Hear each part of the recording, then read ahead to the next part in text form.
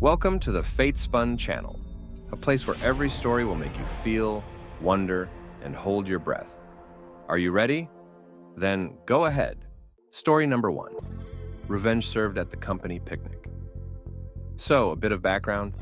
I used to work at a mid-sized company that prided itself on being a big, happy family. Spoiler alert, we weren't. My manager, let's call him Tom, was the definition of a workplace tyrant. He'd take credit for our work, blame us for his mistakes, and micromanage us into insanity. But the last straw came when he sabotaged my promotion.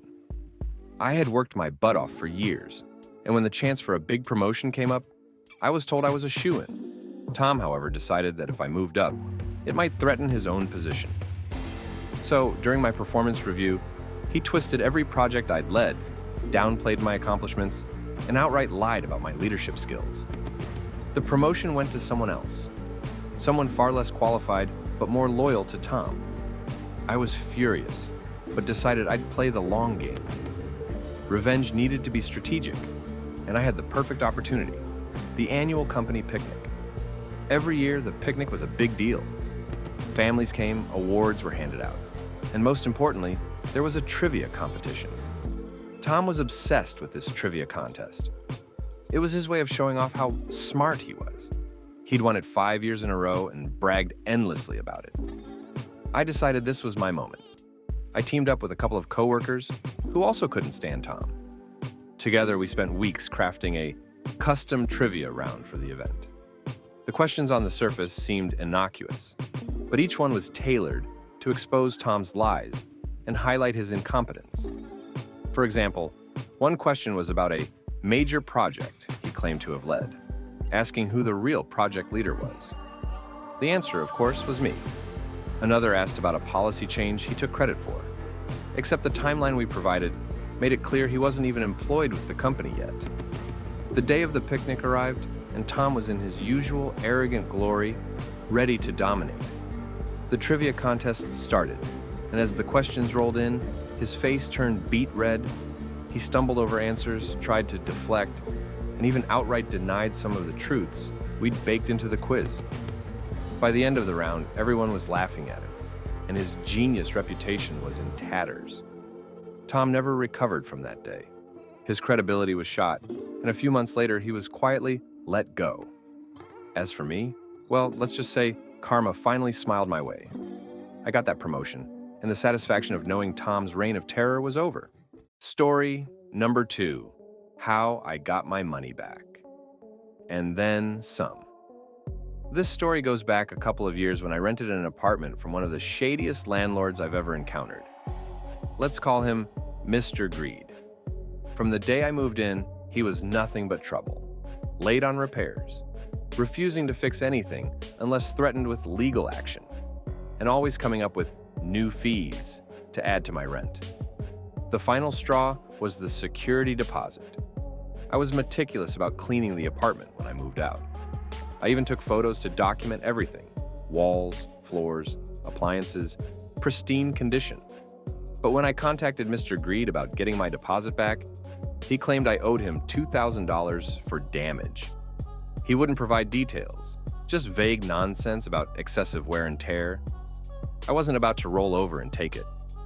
I did some research and found out that in my state, landlords are legally required to provide an itemized list of damages within 30 days if they're withholding a deposit.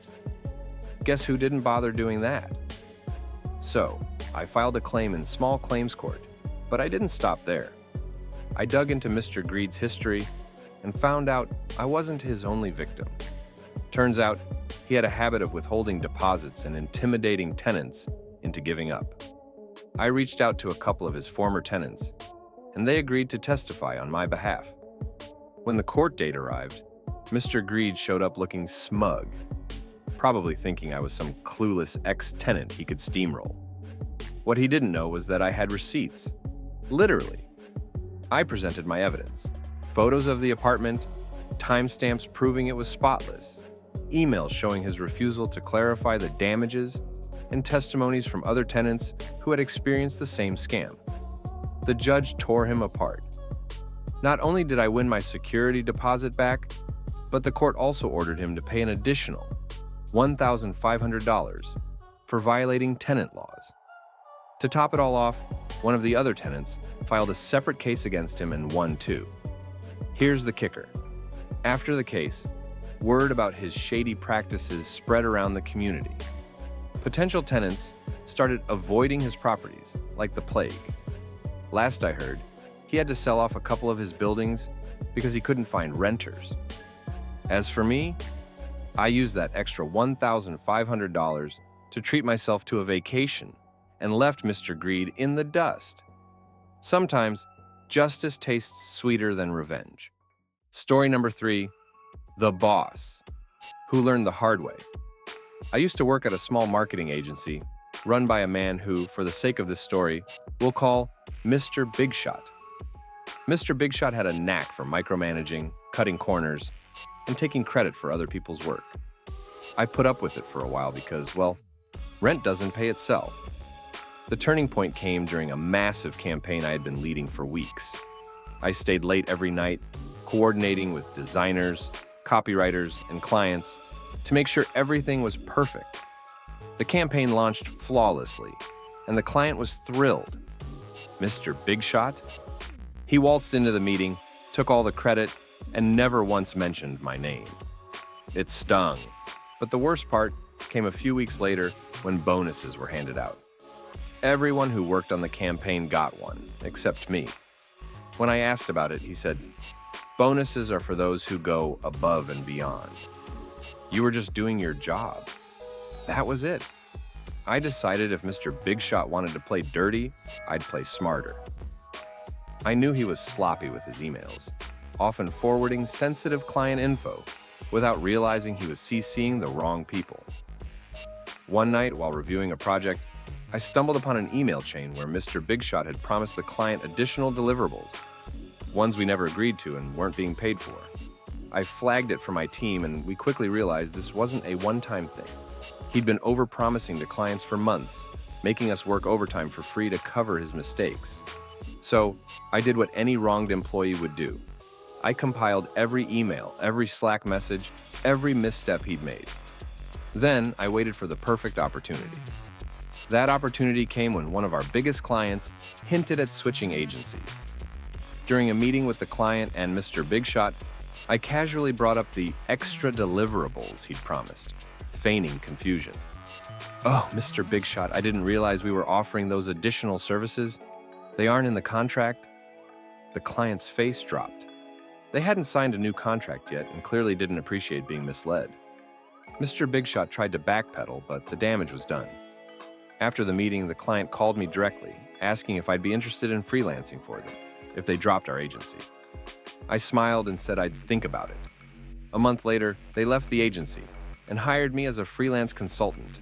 That one client was enough to keep me afloat while I found new work. Meanwhile, Mr. Big Shot lost his biggest account, and word spread quickly among other clients. Last I heard, the agency shut down 6 months later. Revenge never felt so satisfying, and it paid the bills too. Thank you for watching the video. Subscribe to the channel, like it, and don't forget to leave a comment. See you in the next video. Good luck!